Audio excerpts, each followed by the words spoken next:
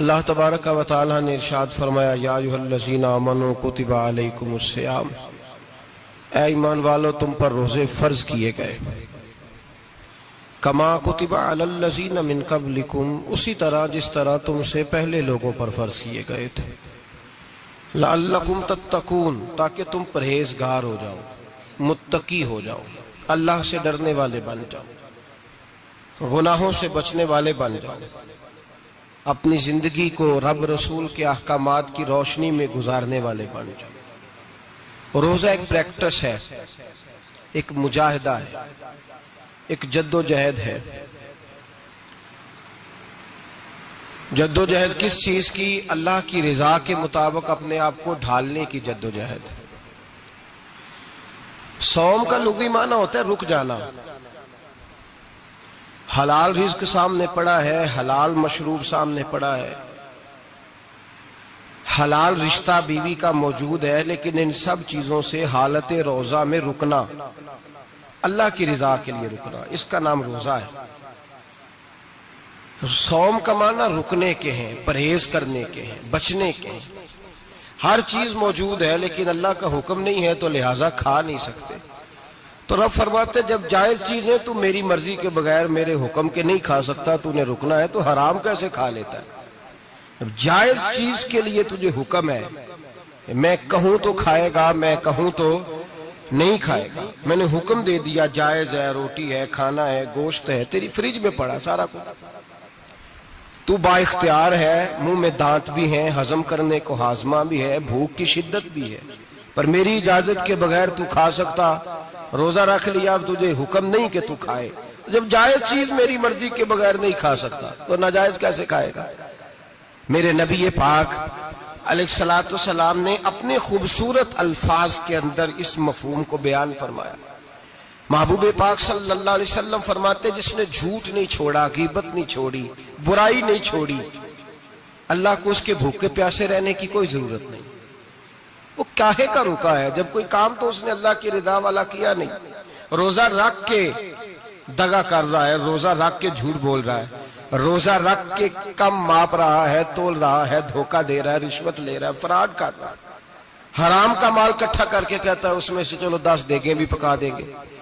وہ بھائی جو کام اللہ نے تجھے کرنے کو حکم دیا تھا، جب تو وہ بجا ہی نہیں لا رہا، مقصد روزہ ہی تو حاصل، لعلکم تتقون۔ روزے کا مقصد یہ ہے کہ تو پرہیزگار ہو جائے۔ میرے نبی پاک علیہ السلام کی بارگاہ عالی مرتبت میں 2 عورتیں آئیں، یہ چیزیں کھا لو، کہنے لگی محبوبہ ہم نے روزہ رکھا ہوا ہے۔ فرمایا نہیں تمہارا تو روزہ نہیں ہے، حضور رکھا ہوا ہے روزہ، سحری سے لے کر اب تک کچھ نہیں کھایا، شام تک بھی نہیں کھائیں گی۔ محبوب نے فرمایا ذرا کہہ تو کرو، الٹی تو کرو۔ کہہ کی تو ان کے حلق سے خون بھی نکلا اور گوشت کے لوتھڑے بھی نکلے، پھوٹیاں بھی نکلی۔ نبی پاک نے فرمایا وہاں بیٹھ کے تم نے اپنے جاننے والوں کی غیبت نہیں کی، چغلی نہیں کھائی؟ خاموش ہو گئیں، گردنیں جھک گئیں۔ نبی پاک نے فرمایا تم نے قرآن نہیں پڑھا کہ جو اپنے بھائی کی غیبت کرتا ہے وہ مردہ بھائی کا گوشت کھاتا ہے؟ تو گوشت کھا کے بھی تمہارا روزہ رہ گیا ہے۔ کس طرح کا روزہ ہے کہ صاحب روزہ رکھ کے نہ رکھنے والوں پہ تنقید کر رہے ہیں۔ تراویحاں پڑھ کے نکلے ہیں تو کہتے ہیں میں اکیلا ہی نیک ہوں، باقی تو محلے میں کوئی پڑھتا ہی نہیں۔ یہ کیسا تیرا روزہ ہے کہ تو روزہ رکھ کے تو اس کے مقصد کو نہیں سمجھا؟ لعلکم تتقون۔ روزہ دار تو وہ ہے کہ روزہ رکھا ہوا ہے، کھانے بھی سے رکا ہے، پینے سے بھی رکا ہے، عمل زوجیہ سے بھی رکا ہے، پھر وہ جھوٹ سے بھی رکے، غیبت سے بھی رکے، بدنگاہی سے بھی رکے، حرام خواری سے بھی رکے ساری چیزوں سے۔ یہ بتلائیے کہ روزے کی حالت میں اپنی بیوی کے پاس جانا منع ہے تو غیر محرم کو دیکھنا جائز ہے؟ ہمارے ٹی وی پہ میں نے پہلے بھی کہا تھا کہ ہم ٹھیکیدار اور ذمہ دار نہیں ہیں مذہب کے۔ یہاں ہمارے آنے سے پہلے بھی کوئی بیٹھا تھا، ہم مریں گے تو یہاں ہم سے بڑے بڑے نیک لوگ بیٹھیں گے، کوئی بندہ ذمہ دار نہیں ہے۔ بڑے بڑے کج کلا، صاحب جبہ و دستار، بڑے بڑے صاحب بصیرت، آئمہ، فقہاء، علماء، زعماء، نقبہ، صوفیاء، اولیاء، غوث، کتب، ابدال، اوتاد، کتب الاقطاب، جانے کون کون آئے، علماء آئے، مفسرین آئے، محدثین آئے، گزر گئے۔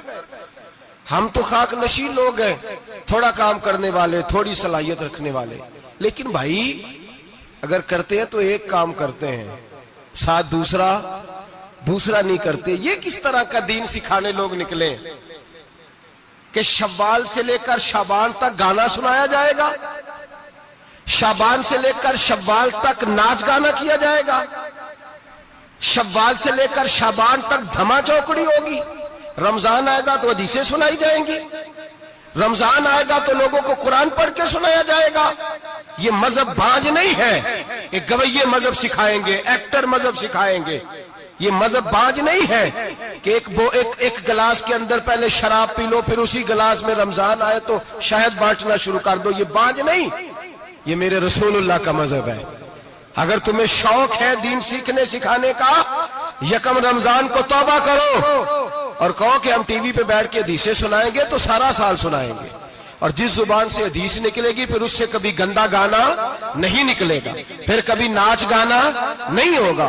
یہ کون سا مذہب ہے جو بیویاں سکھا رہی ہیں؟ یہ کون سا دین ہے جو عورتیں سکھا رہی ہیں؟ میرے رسول پاک صلی اللہ تعالی علیہ وآلہ وسلم کا وہ مذہب ہے کہ میرے اعلیٰ حضرت فاضل بریلوی رحمت اللہ علیہ نے فرمایا، مرد کے لیے جائز نہیں کہ وہ عورت کی زبان سے میلاد بھی سنے، نعت بھی سنے۔ مرد کے لیے جائز نہیں، مرد کو مرد سکھائے گا، عورت سکھائے گی تو عورتوں کو سکھائے گی۔ بے شک آپ سویرے فتویٰ دیجئے کہ چھوٹی سی مسجد میں بیٹھ کے، چھوٹے سے کونے میں بیٹھ کے چھوٹا سا مولوی، اور وہاں تو اتنے بڑے مفتی ٹی وی پہ بیٹھے ہوئے، وہ غلط ہے تو صحیح ہے، کیسے ہو گئے؟ سنو، میرے نبی پاک علیہ الصلوۃ والسلام کے مذہب کا حسن یہ ہے کہ اسلام کہتا ہے ایک نظر بی بی کو دیکھا کسی نے غلطی سے تو معافی ہو جائے گی، دوسری نظر شہوت سے دیکھا تو حرام ہے اس کے لیے، وہ پاکستان کا مولوی ہو یا سعودی عرب کا شاہ ہو، کسی کے لیے عورتوں کے بیچ پھرنا اٹھنا بیٹھنا جائز ہے۔ میرے نبی پاک صلی اللہ تعالی علیہ وسلم نے فرمایا ہے میں عورتوں سے مصافحہ کرنے نہیں آیا، اور میرے نبی پاک صلی اللہ علیہ وسلم نے فرمایا ہے، حضور فرماتے لیکن نا کتا بالکل ناپاک نہیں ہوتا، کتے کا تھوک ناپاک ہوتا ہے، یا کتا گیلا ہو جائے تو ناپاک ہوتا ہے، لیکن خنزیر سارا ناپاک ہوتا ہے، کل ناپاک ہے خنزیر۔ نبی پاک نے فرمایا خنزیر بھی ہو اور گند میں لتھڑا ہوا بھی ہو، پیشاب میں لتھڑا ہوا ہو، گوبر میں لتھڑا ہوا ہو، پخانے اور فضلے میں لتھڑا ہوا خنزیر ہو، اس کا جسم تیرے ساتھ ٹکرا جائے تو اتنا برا نہیں جتنا غیر محرم عورت کا وجود تیرے ساتھ ٹکرا جائے تو برا ہے۔ اس حد تک میرے نبی پاک صلی اللہ علیہ وسلم اور گنبد کے معاملے میں فتویٰ دینے والے، یا رسول اللہ کہنے پر کفر کا فتویٰ دینے والے اور بڑی بڑی باتیں کرنے والے خاموش کیوں ہو گئے؟ یا ایھا الذین آمنوا لا تتخذوا اليہود والنصارى اولیاء۔ رب فرماتا ہے یہودیوں اور عیسائیوں کو دوست نہ بناؤ، یہ تمہارے دوست ہو سکتے، یہ تمہارے سجن ہو سکتے؟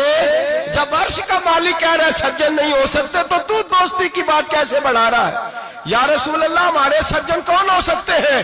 فرمایا تمہارا دوست وہ ہو سکتا ہے جو محمد عربی کا غلامی کرنے والا ہو، جو رسول اللہ کی نوکری کرنا ہو دوست ہوگا۔ دوسرا دوست ہو سکتا؟ کوئی ایکٹر مذہب نہیں سکھائے گا، کوئی گویہ مذہب نہیں سکھائے گا۔ حضرت جناب سیدنا جنید بغدادی، بغداد کے پیر سے کسی نے پوچھا تھا آج سے 1100-1200 سال پہلے، وہ تو زمانہ ویسے نیکی اور پرہیزگاری کا تھا، کہا بابا جی مرد اور عورت نیک ہو، بغیر پردے کے، بغیر حجاب کے، بغیر دیوار کے بیٹھ کر ایک دوسرے کو دین سکھا سکتے؟ حضرت صاحب بتائیے، مرد اور عورت نیک ہو تو بغیر پردے اور حجاب کے ایک دوسرے کو دین سکھا سکتے ہیں؟ تو حضرت جنید بغدادی فرمانے لگے سکھانے والا حسن بصری ہو اور سیکھنے والی رابعہ بصری ہو تو پھر بھی بغیر پردے کے بیٹھنے کی اجازت نہیں۔ تو مفتی صاحب کو اجازت کس نے دی؟ مولانا صاحب کو اجازت کس نے دی؟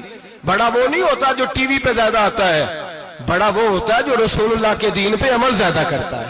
حضرت عبداللہ ابن مسعود رضی اللہ تعالیٰ عنہ فرماتے زیادہ باتیں کرنے والا عالم نہیں ہوتا۔ حضور پھر عالم کون ہوتا ہے؟ فرمایا پڑھو قرآن، انما یخشی اللہ من عبادہ العلماء۔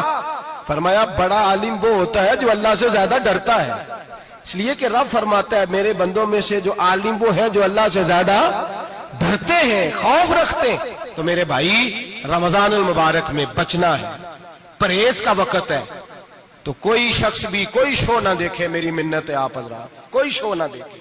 औरत का तो पर्दा है, तो हमें तो तमाशे पे लगा दिया गया। अजीब किस्म के एक्टर आ गए और मजहब सिखा रहे हैं। मेरी अपील है आपसे कि सहरी इफ्तारी के वक्त टेलीविजन बंद रखें। क्या चीज खोल के रखें? या कुरान खोल के रखें या रसूलुल्लाह का फरमान खोल के रखें। अल्लाह रसूल की तरफ तवज्जो रखें, वो सीखने सिखाने का वक्त है। छोड़े गवैयों से दीन सीखा जाएगा। आप हमें कोई शिकवा नहीं, ये पक्की तौबा करें, सवेरे आए आके दीन सिखाएं। और मैं उनसे भी अपील करूंगा कि आओ दीन सिखाओ।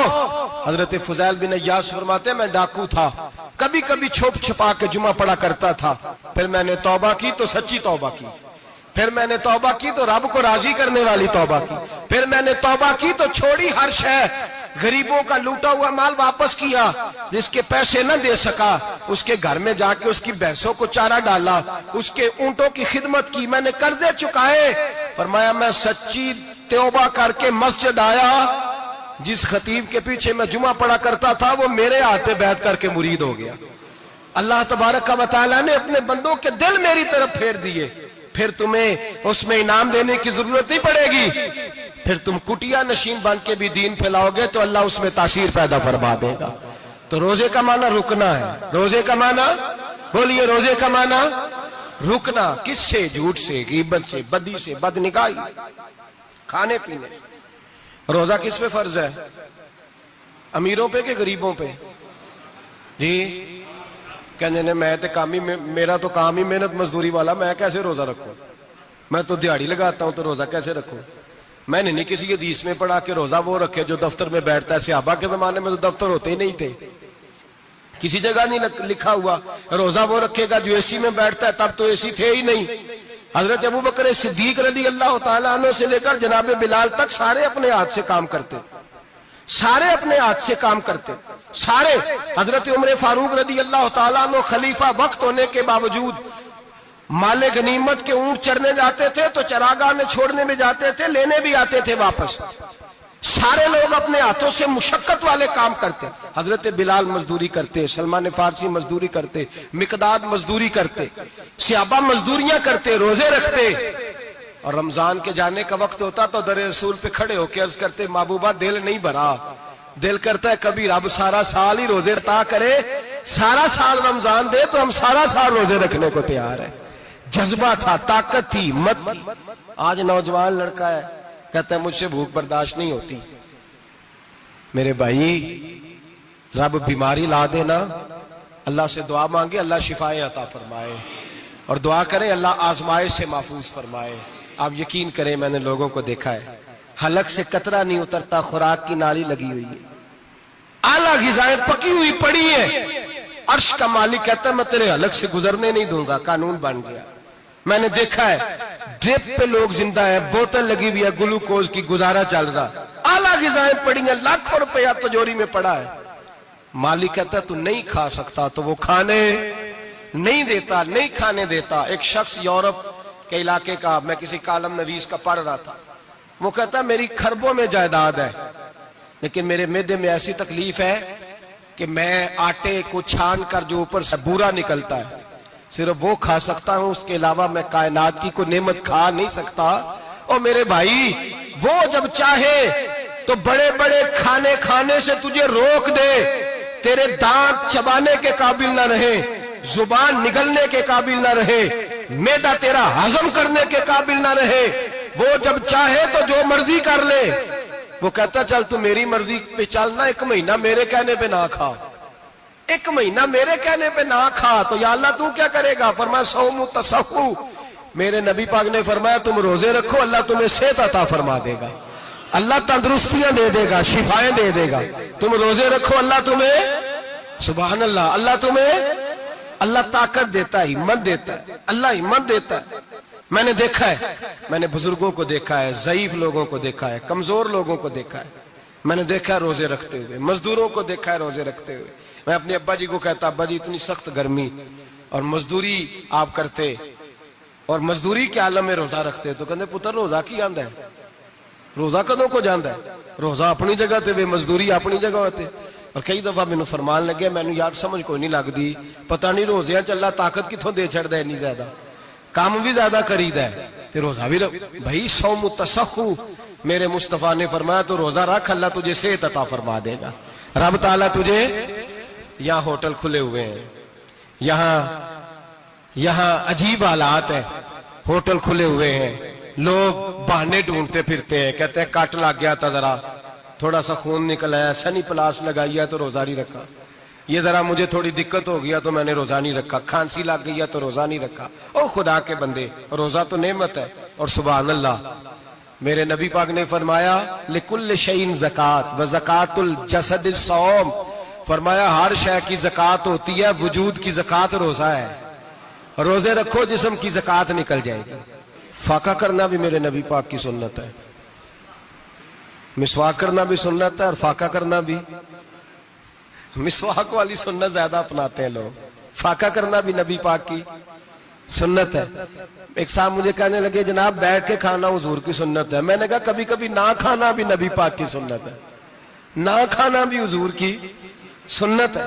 اور ہمارے فقہاء نے لکھا ہے جو روٹی زیادہ کھاتا ہے اس میں دو باتیں پیدا ہو جاتی ہیں، کیا کیا؟ ایک بولتا زیادہ ہے، دوسرا سوتا زیادہ ہے، غافل ہو جاتا ہے۔ فقہ اور حکیم اطباء ڈاکٹر کہتے ہیں کہ پیٹ خالی رہے نا جس آدمی کا، اس کا حافظہ مضبوط ہوتا ہے، اس کے ذہن کی گرہ کھلتی ہے۔ زیادہ کھانے سے تو خماری چڑھتی ہے، دماغ ڈھونڈتے پھرنا روٹی کدھر سے آج اچھی ہے، گھر میں نہیں پکی تو ہوٹل چلے جانا، کھانے کے سوا اور کام ہی کوئی نہیں۔ اور صاحب میرے نبی پاک علیہ السلام نے فرمایا کافر 7 آنتوں سے کھاتا ہے، 7 آنتوں سے، اور فرمایا میرا مومن 1 آنت سے کھاتا ہے، اس کے وجود میں کھانے والی 1 آنت ہے، کافر 7 آنتوں سے کھاتا ہے۔ فاقہ کشی سے نورانیت پیدا ہوتا ہے، کم کھانا۔ دیکھیں نا نبی پاک صلی اللہ علیہ وسلم نے اللہ سے فاقہ مانگ کے لیا ہے، یا اللہ 1 وقت روٹی دے، 1 وقت کا فاقہ دے، مانگ کے لیا ہے نبی پاک نے، مانگ کے۔ حضرت ابو ہریرہ رضی اللہ تعالیٰ عنہ فرماتے ہیں بھوک زیادہ لگتی تھی نا جب مجھے، تو میں حضرت عمر سے، ابو بکر سے، عثمان، مولا علی سے کوئی مسئلہ پوچھ لیتا تھا، اور جب میں مسئلہ پوچھتا تھا تو وہ مجھے روٹی کھلا دیتے تھے، جب میں ان سے مسئلہ پوچھتا تو وہ مجھے، حضرت ابو ہریرہ فرماتے ہیں مجھے بھوک لگی، میں حضرت عمر کے پاس گیا، ان سے مسئلہ پوچھا، ان کا رواج تھا جب میں مسئلہ پوچھتا تو پہلے روٹی کھلاتے۔ ہمارے بزرگ یہ فرماتے ہیں کہ کھانے کھلا کے دین پڑھاؤ، صرف تمہارا کتب خانہ نہیں کھلا ہونا چاہیے، تمہارا دسترخوان بھی کھلا ہونا چاہیے۔ کسی نے نبی پاک صلی اللہ علیہ وسلم سے پوچھا تھا بہترین مسلمان کون ہے؟ حضور نے فرمایا جو سلام لینے میں پہل کرے اور روٹی زیادہ کھلائے، جو روٹی ہر وقت فکر کرے آ یار تو روٹی کھا لے، روٹی کھانے کی طرف توجہ دلائے۔ کھلانا سنت ہے، زیادہ کھانا اس میں بھی فرق رکھے۔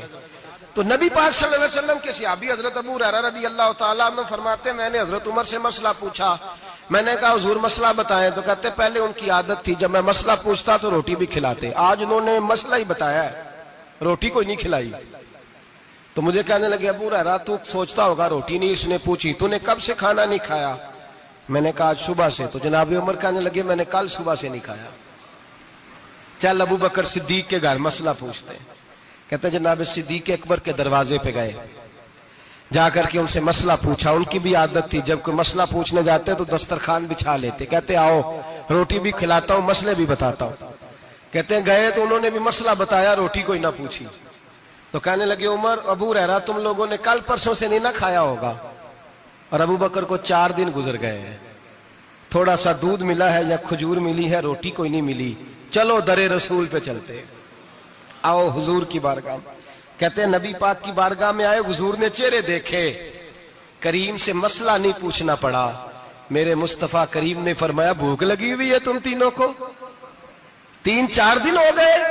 اللہ کے رسول نے فرمایا مجھے پورا ہفتہ ہو گیا ہے۔ سبب کچھ اور ہے جس کو تو خود سمجھتا ہے، زوال بندہ مومن کا بے زری سے نہیں، بھوک نقصان کا وجہ نہیں بنی، وجہ کوئی اور بنی ہے۔ رشوتیں جو بازار گرم ہوئے ہیں لوٹ مار کے، یہ روٹی کے لیے نہیں، یہ زیادہ کھانے کے لیے، یہ بینک بیلنس کے لیے گرم ہے۔ یہ لوٹ مار کا مقصد کوٹھیاں بنانا ہے، روٹی کا تو رب کریم کا وعدہ ہے۔ جو روز روتا ہے شام کو کہ میرا کاروبار کوئی نہیں، اصل میں کہتا ہے بنگلہ کوئی نہیں، اصل میں کہتا ہے کار کوئی نہیں، پجاروں کوئی نہیں، روٹی تو اللہ عطا فرماتا ہے، اس کا وعدہ ہے۔ فرمایا حضور نے 3 دن بیت گئے، چلو میرا بے تکلف صحابی ہے ابو الحسن انصاری، وہ بڑے نصیب والے ہوتے ہیں جن کو میرے نبی پاک خود کہتے تھے کہ تیری فلانی ذمہ داری ہے۔ اس زمانے کا تو کسی کو کہہ دیا جائے تیری ذمہ داری ہے تو کہتا ہے یہ تو پھٹیکے ڈالنے لگ گیا، یہاں سے تو چھٹی کر جانی چاہیے۔ خوش ہوتے تھے صحابہ کہ ہماری ذمہ داری لگی۔ کہتے ہیں حضرت ابو الحسن انصاری کے گھر گئے، نبی پاک نے فرمایا بھوک بڑی لگی ہے، کھانا لا۔ کہتے ہیں حضور نے اسے کہا تو اس آدمی کو تو وجد ہی ہو گیا، اس نے کہا میرے اتنے نصیب کہ حضور کا یہ کھانا کھلا۔ آؤ دیکھو دنیا والوں، آج جو سب سے زیادہ عزت والا ہے وہ میرا مہمان بنا ہوا ہے۔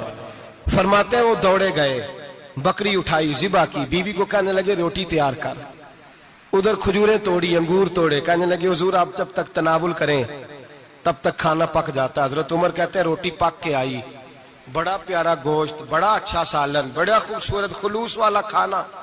فرماتے ہیں میں نے بڑا ہی کھایا۔ نبی پاک نے نہ ایک روٹی لی اور چھوٹی چپاتی، تھوڑا تھوڑا سالن کونوں سے، اور جب نبی پاک نے کھا لیا تو حضور کی آنکھوں میں آنسو آئے۔ حضرت عمر کہنے لگے حضور روئے کیوں؟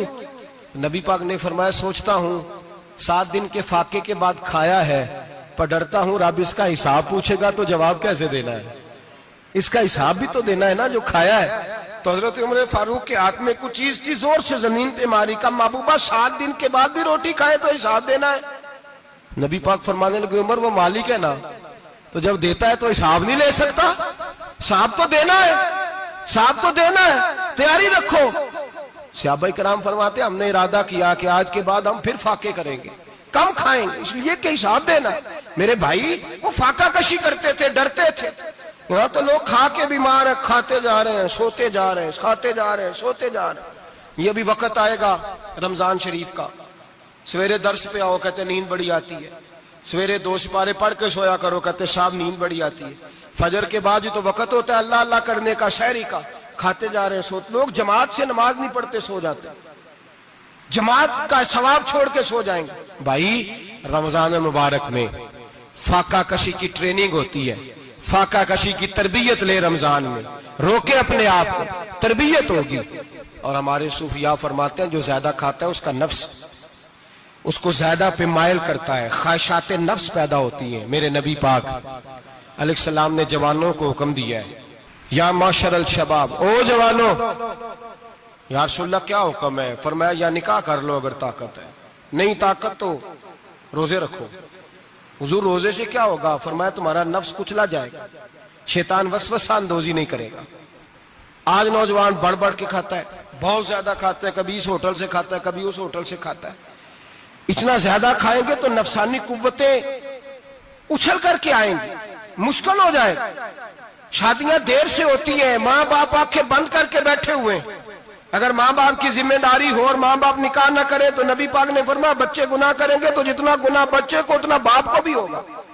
تو ماں باپ چپ ہیں، دوسرا شادی مشکل بڑی ہے، مہنگی بڑی، اور تیسرا نہیں کر رہے کچھ لوگ تو روزے بھی نہیں رکھ رہے۔ تو رمضان ان کے لیے بھی وقت ہے، نفسانی قوتیں کچلی جائیں گی، کھانا جتنا کم کھایا جائے گا اتنا وجود کے اندر نفسانی خواہشات کم پیدا ہوں گی۔ تو رمضان تو پریکٹس ہے مجاہدے کی، دین کی۔ اور دوسرا میرے حبیب پاک صلی اللہ علیہ وسلم نے فرمایا ہے، حضور فرماتے ہیں کہ رمضان اور قرآن کا آپس میں رشتہ ہے۔ قرآن پاک کتنا پڑھنا چاہیے روزانہ؟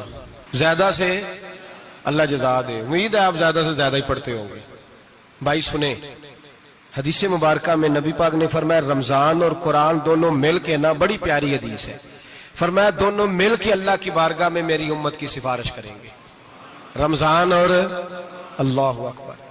کس طرح؟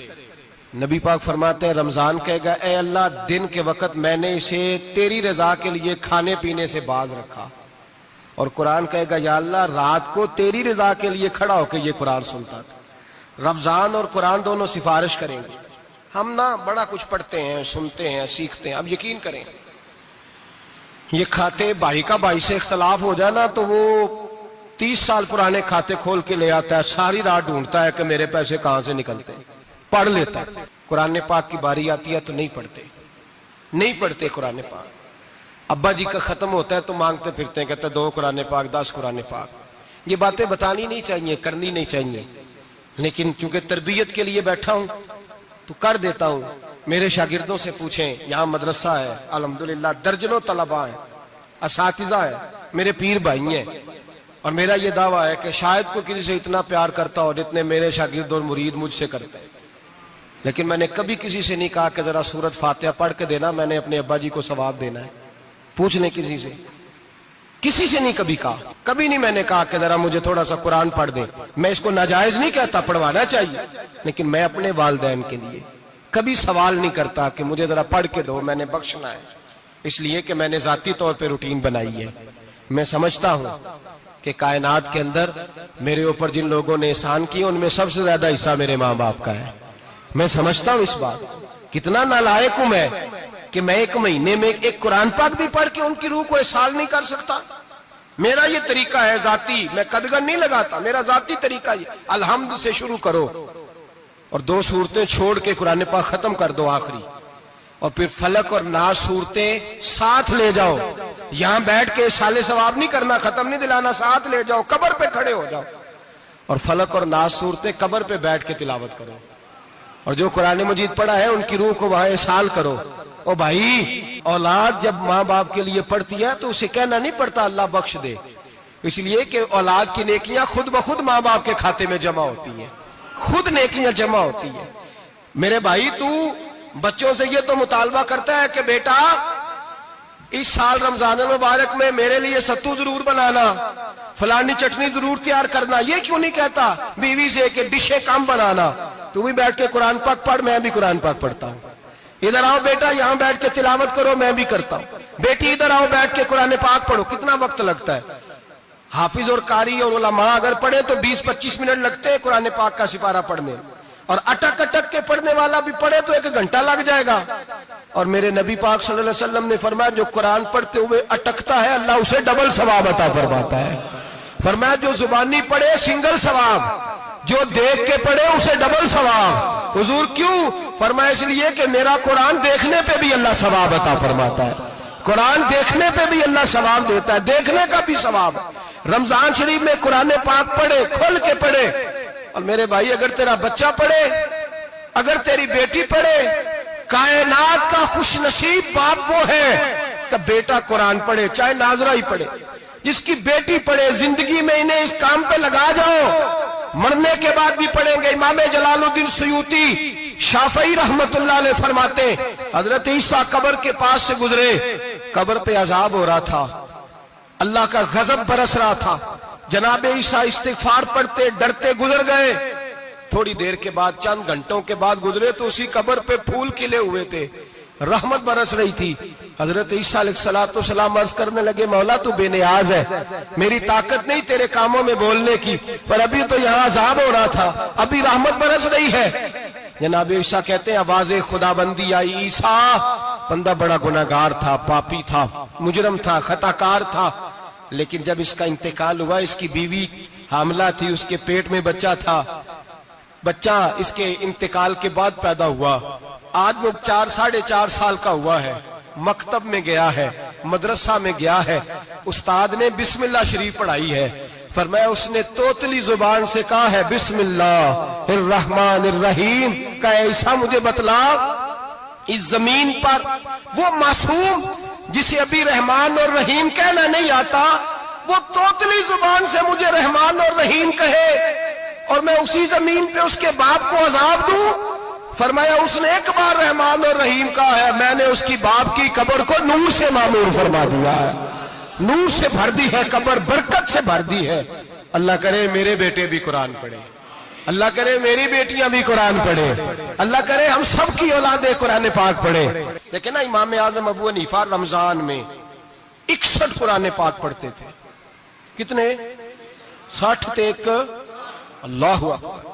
ایک قرآن پاک دن میں پڑھتے پورا، ایک رات کو پڑھتے، ایک تراویح میں پڑھتے، 61 قرآن پاک امام صاحب پڑھتے۔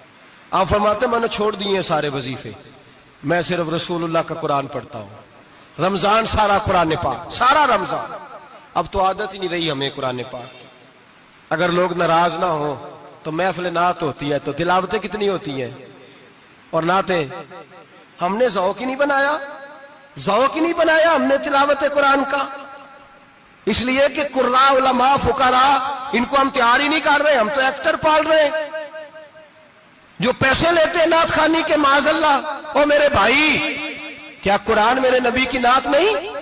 حضرت عائشہ صدیقہ رضی اللہ تعالیٰ عنہ کے پاس صحابہ گئے, کہنے لگے اماں جی ہمیں نبی پاک کا اخلاق بتلائیں. اماں جی کہنے لگی جاؤ جا کے قرآن پاک پڑھو. کالا خلقہ القرآن, سارا قرآن میرے نبی کے اخلاق کا ہی نام ہے. یہ ساری نعت ہے, یہ ساری نعت ہے. اس نعت کو سننے لوگ کیوں نہیں آتے؟ اتنا رش میں اپنے نعت میں اتنا تراویح پہ کیوں نہیں ہوتا؟ اور ملت کا جوان یاد رکھے, بوڑھے تراویحاں پڑھتے ہیں, ضعیف تراویحاں پڑھتے ہیں, گھٹنوں میں درد ہے تراویحاں پڑھتے ہیں, بیمار بوڑھے تراویحاں پڑھتے ہیں, جوان وہاں چوک میں کھڑے. کیا جوانی اس لیے ہے چوکوں میں کھڑا ہوا جائے؟ کیا جوانی اس لیے ہے کہ سعودی عرب جانے کے لیے پاسپورٹ بنانا ہو تو 2.5 گھنٹے کھڑا رہے, تو شناختی کارڈ کے دفتر تو کھڑا رہے, پروٹیکٹر کے لیے کھڑا رہے, کافروں کے سامنے کاسا لیسی کرنے کے لیے تو کھڑا رہے, تو نوکری پہ جائے تو ساری رات کھڑا رہے, اور تو قرآن کے لیے کھڑا نہیں ہوتا؟ میرے محبوب نے فرمایا من قام ایمانا و احتسابا غفر له ما تقدم من ذنبه. فرمایا جو رمضان المبارک میں اللہ کی رضا کے لیے گناہوں کی معافی کے ارادے سے قیام کرے گا, راتوں کو عبادت کرے گا, اللہ اس کے پچھلے سارے گناہ معاف فرما دے گا. نوجوان ارادہ کریں, پروگرام بنائیں کہ انشاءاللہ قرآن پڑھنا بھی ہے, قرآن پڑھوانا بھی ہے, سننا بھی ہے, اور انشاءاللہ بولیے سننا بھی ہے اور پڑھنا بھی ہے اور پڑھانا بھی. ہمت کریں, دلیری کریں, آ کے کھڑے تو ہو, اللہ توفیق عطا کرے گا. پہلی بات یہ کہ روزہ رکھیں, دوسری بات یہ کہ قرآن پاک کی تلاوت کریں, اور روزہ رکھیں تو روزے کے سارے حسن سمیت اسے رکھیں. نبی پاک نے فرمایا رمضان غمخاری کا مہینہ ہے, غمخاری کریں. ہمارے زمانے میں 2 قسم کی تکلیفیں ہیں. ایک تو غریب آدمی, اس کا حال یہ ہے کہ وہ مانگتے ہی گزارا کرنا چاہتا ہے, اس نے ہاتھ یوں کر لیا ہے تو اب اس کا یوں ہونے کو تیار نہیں. ضرورت اگر کسی آدمی کو کسی دروازے پہ لے جاتی ہے تو برا نہیں, لیکن سوال کا اپنے اوپر دروازہ کھول لینا یہ ٹھیک نہیں. فاقہ کشی پیدا کریں, حوصلہ پیدا کریں, تھوڑے پہ گزارا کرنا سیکھیں. غریبوں کو بھی اجازت نہیں کہ وہ نکل کھڑے ہوں میدان میں مانگنے کے لیے. ٹولنیاں نکلتی ہیں رمضان میں, جتھے نکلتے ہیں خیرات کٹھی کرنے والے. بچیں. میرے نبی پاک صلی اللہ علیہ وسلم نے فرمایا جس نے بغیر ضرورت کے سوال کیا, جب قیامت کے دن آئے گا تو اس کے چہرے کے اوپر گوشت نہیں ہوگا, صرف ڈھانچہ ہی ہوگا. اتنی بھیانک صورت میں آئے, بغیر اشد ضرورت کے سوال نہ کر, کبھی سوال نہ کر. اور امیروں سے گزارش ہے کہ رمضان ہمدردی کا مہینہ ہے, ہمدردی کریں تو سامنے والے کی عزت کا بھی خیال کریں. یہ بات درست ہے کہ غریب سیاڑا نہیں ہوتا, اس لیے کہ جس کی جیب میں پیسے نہیں ہوتے بھائی اسے عقل بھی نہیں ہوتی. جس کے گھر کار نہیں ہوتی اسے چلانے کا طریقہ, جس کے گھر اوون نہیں ہوتا اسے چلانے کا طریقہ بھی نہیں آتا. جس کے گھر میں چیزیں ہوتی ہیں اسے چلانا بھی آ جاتا ہے. جدے گھر دانے اودے کملے بھی اس کے سیانے ہو جاتے ہیں. تو چودھری صاحب, سیٹھ صاحب, نواب صاحب آٹا تقسیم کرتے ہیں, کھڑے ہو کے فوٹو کھچاتے ہیں, فیس بک پہ دیتے ہیں, اور ایک آٹے کا تھیلا اور 10 اخباروں میں فوٹو. اللہ سے ڈریں, رمضان ہمدردی کا مہینہ, ہمدردی کا. غریب کو دیں تو اس کی عزت کو رسوا نہ کریں. میرے نبی پاک علیہ السلام کے صحابی حضرت عبداللہ ابن عمر رضی اللہ تعالیٰ عنہ ڈھونڈ کے لاتے تھے مسکینوں کو, ڈھونڈ کے, اور جب لاتے تھے تو اپنے دسترخوان پر بٹھا کر اپنے ساتھ افطاری کرایا کرتے. اور پھر فرمایا اللہ تعالیٰ نے لن تنالوا البر حتی تنفقوا مما تحبون, اللہ کے راستے میں وہ چیز دینی ہے جو تمہیں زیادہ پیاری ہو. کون سی چیز جو تمہیں, میں تھوڑا سا بے باک ہوں, بعض دوستوں کے ساتھ, سب کے ساتھ نہیں. ایک دوست مدرسے میں گھی دینے آئے ایک دفعہ, تو وہ والا گھی دے گئے جو سب سے سستا تھا. تو میں نے کہا مجھے دیانتداری سے بتائے, آپ یہی کھاتے ہیں گھر میں؟ کہنے لگے نہیں. تو میں نے کہا پھر ہم نے بچے مارنے کے لیے تو نہیں نہ رکھے ہوئے, کیا وہ والا گھی اللہ کے راستے میں پیاری چیز دے رہی ہے نا, اس لیے گلے گلے نوٹ لوگ مسجد کے گلے میں ڈال جاتے ہیں, پھٹے ہوئے ڈال جاتے ہیں, کہتے ہیں جوڑ لیں گے مولوی صاحب. اور خدا کے بندے پیاری چیز دینی تھی تو نے, اور تو نے اس کا ترجمہ الٹ کر لیا ہے. سمجھ لے رمضان المبارک میں کسی غریب کی مدد کرنی ہے تو ساتھ اس کی عزت بھی کرنی ہے. نبی پاک علیہ السلام کے دروازے پر جب یہ جملہ ایک ہے لیکن بڑا قیمتی ہے. صحابہ کہتے ہیں جب ہم دروازہ رسول پہ جاتے تھے خیرات بھی ملتی تھی اور عزت بھی ملتی تھی. خود بھیک دے خود ہی کہیں منگتے کا بھلا ہو. خیرات بھی ملتی تھی اور عزت بھی ملتی تھی. نبی پاک ساتھ عزت بھی دیتے تھے. مسکین کو غریب کو دیں اور خیر خائی کریں. جوتے بیچنے والے جوتوں کے ریٹ سستے کریں. کپڑا بیچنے والے کپڑے کا ریٹ, درزی صاحب بھی ریٹ سستا کریں. دکاندار بھی چیزوں کا ریٹ, حکیم صاحب پیسے کم لیں, ڈاکٹر پیسے کم کریں, حکومت نرخوں میں کمی کرے اور یہ کام اجتماعی طور پہ کریں. میرے نبی پاک نے فرمایا رمضان غمخواری کا مہینہ ہے, اس میں غمخواری کرنی ہے, دوسرے کا خیال کریں, اظہار کریں, قربانی کریں. یہاں ہر چیز کا ریٹ بڑھ جاتا ہے رمضان شریف میں. ہر آدمی کہتا ہے میرا سیزن آ گیا ہے, توجہ بڑھائیں, خیال کریں, غمخواری کا مہینہ ہے. اور پھر آپ لوگوں سے یہ بھی گزارش ہے کہ رمضان المبارک کا جب مہینہ آئے تو جس آدمی کے ساتھ نیکی کرنی ہے وقت پہ کریں. کسی غریب کو پیسے دینے ہیں, کپڑے دینے ہیں تو یکم رمضان کو دیں. میں اکثر دوستوں سے پوچھتا ہوں, میں کہتا ہوں قاری صاحب نو جوڑا کدو دیندے ہو؟ کہندے 27ویں والے دن. میں کہ مینوں لگ گئی سمجھ, تہاڈی سازش ہے کدھر سواں کے پا نہ لوے. ایویں مولوی چودھری صاحب دے نال دے کپڑے پا لے تے کتنے لکھیا ہے اینوں دینا ہے 27ویں. تسی دسو 27ویں والے دن کو درزی سی کے دیندا ہے, انہوں 3 گنا بھی پیسے دئیے تو کہندا جڑے باقی نے انہاں دے نہیں بٹن پہ لگ دے میرے کولوں, کتھوں جوڑا سی کے. تو کس دن دیتے ہو قاری صاحب کو؟ کیا مقصد ہے؟ پہننے کے لیے دے رہے ہو یا اس لیے دے رہے ہو کہ نہ پہن سکے؟ تو بھائی آپ جب کسی کو کوئی چیز دیں گے تو کب دیں گے؟ جب وہ استعمال کر سکے. غریب کو لوگ فطرانہ دینے جاتے ہیں عید سے 1 دن پہلے, تو کیا کرے گا اس کا؟ وہ نہ تو کپڑے خرید سکا نہ روٹی لا سکا. بلکہ میرے حضرت صاحب فرماتے ہیں رمضان سے پہلے دے دو. رمضان کی نیت کر کے رمضان سے 1-2 دن پہلے دے دو, اللہ رمضان جتنا ثواب ہی عطا فرمائے گا. رمضان سے پہلے دو جس کو کچھ ہے دن, قبل از وقت تیاری کرو. اور میرے قبلہ صاحب فرمایا کرتے اپنے کپڑے بعد میں, غریب کے بچوں کے کپڑے پہلے, اپنے گھر کی ضروریات بعد میں, غریبوں کی ضروریات. اس لیے کہ اللہ پاک نے ان کا رزق بھی ہمارے گھر بھیج دیا. ہماری ڈیوٹی لگائی ہے کہ تم نے بانٹنا, بانٹنے والے بنو. اور یہ ذہن بنائے کہ پتہ نہیں کس کا حصہ تھا جو اللہ نے میرے گھر بھیجا. یہ ذہن بنا کے بانٹ. اور جس کو دینے جائیں, ہاں آپ کو اجازت ہے تھوڑا بہت پتہ کرنے کی, لیکن تھوڑا بہت تفتیش کرنے کی اجازت, بال کی کھال اتارنے کی اجازت. میں نے دیکھا ہے لوگ غریبوں کا انٹرویو لیتے ہیں, تیرا تو فلانا کمانے والا نہیں, تیرا تو فلاں بچہ. او بھائی بہت سارے غریب ایسے ہیں, بڑے ہیں جو کمانے کی کوشش کرتے ہیں لیکن ان کا سبب نہیں بنتا. ہاں ہے ایسے لوگ جو سعودی عرب چلے گئے ہیں, کہتے ہیں تیرا تو فلاں باہر نہیں گیا. ہے گیا ہے, لیکن سارے سعودی عرب جانے والے بھی مال کمانے کی طاقت نہیں رکھتے. کئی وہاں بھی بیٹھ کے بیچارے قرضوں میں الجھے ہوئے ہیں, وہاں والوں کے ظلم کا شکار ہیں, بہت ساری آزمائشوں میں. تو تفتیش کرتا ہے. میرے امام شافعی کا ایک جملہ اگر آپ کو یاد رہ گیا تو بات بن جائے گی. امام شافعی رحمت اللہ, بلکہ حضرت غوث اعظم جیلانی کے پاس وہ بات آپ کو زیادہ فائدہ دے گی. حضرت غوث اعظم جیلانی کو ان کا ایک مرید سمجھانے لگ گیا, کہنے لگا حضرت جی آپ سب کو ہی دیتے رہتے ہیں, ہر بندہ مستحق نہیں ہوتا, ذرا ٹٹول کے دیا کریں. تو غوث اعظم جیلانی فرمانے لگے بھائی مجھے تو لگتا ہے تو بھی ان چیزوں کا مستحق نہیں تھا جو اللہ نے تجھے عطا کر دی ہے. پہلے تو بتا تو مستحق تھا, تجھے اپنی حیثیت اوقات کا پتہ ہے جو اللہ نے تجھے دے دی ہے؟ طاقت تھی, کوالٹی تھی, تیرے اندر وہ صلاحیت تھی. رب نے تو نہیں تیری تفتیش کی کہ تو قابل ہے کہ نہیں, تو اللہ کے بندوں کی تفتیش کرتا پڑتا ہے. امام شافعی فرمایا کرتے, امام شافعی فرماتے رب تجھے پرکھ کے نہیں دیتا, ٹٹول کے نہیں دیتا, رسوا کر کے نہیں دیتا. تو غریبوں کے ساتھ یہ سارا ظلم کیوں کرتا ہے؟ بس پتہ چل گیا وہ ضرورت مند ہے تو دے. اس لیے کہ اجر تجھے غریب نے نہیں دینا, اجر اللہ نے دینا ہے. اور اللہ اجر عمل پہ نہیں دیتا, اللہ تو نیت پہ اجر عطا فرماتا ہے. تو نیت دیکھ تیری کس طرح کی. تو میرے بھائی غریب کو دیں, قبل از وقت دیں. رمضان مبارک میں چوتھا کام, بات آخری اور چوتھا کام سنیں. رمضان میں دین سیکھیں. شیطان قید ہوتا ہے زیادہ سے زیادہ, اور جب آدمیوں کا پیٹ خالی ہوتا ہے نا تو ذہن جو ہوتا ہے نا وہ بھی اس کا فریش ہوتا ہے. اس میں کوشش کریں دین سیکھنے کی۔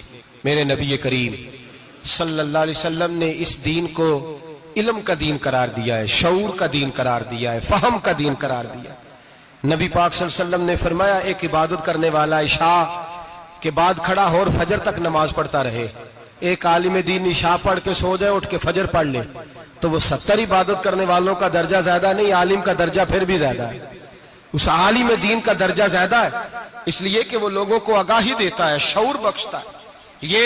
یہ دین جو ہے یہ، اور نبی پاک صلی اللہ علیہ وسلم نے فرمایا عبادت کرنے والے پر عالم کا درجہ اتنا ہی زیادہ ہے جتنا میرا درجہ اپنے غلاموں پر زیادہ ہے۔ عالم کو حضور نے اتنا بڑا مقام دیا، دین سیکھیں، شعور حاصل کریں، یہ فقاہت کا دین ہے، شعور حاصل کرنے کا دین ہے۔ اور نبی پاک صلی اللہ علیہ وسلم نے فرمایا دین کی ایک بات سیکھ لینا 1000 نفل پڑھنے سے زیادہ درجہ رکھتی ہے، دین کی ایک بات سیکھ لینا 1000 جنازے میں شرکت سے زیادہ درجہ رکھتی، دین کی ایک بات سیکھ لینا، میرے نبی پاک صلی اللہ تعالی علیہ وسلم ارشاد فرماتے 1000 مریض کی عیادت کرنے سے زیادہ درجہ رکھتی۔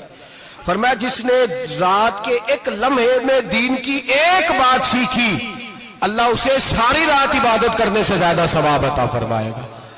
میرے اسا فرمایا کرتے جب سیکھنے والے کو یہ ثواب ملے گا تو بتائیے سکھانے والے کو کتنا ثواب ملے، اسے اللہ کتنا درد۔ رمضان آ رہا ہے، شیطان قید ہے، دین پھیلانے کی کوشش کریں، جد و جہد کریں۔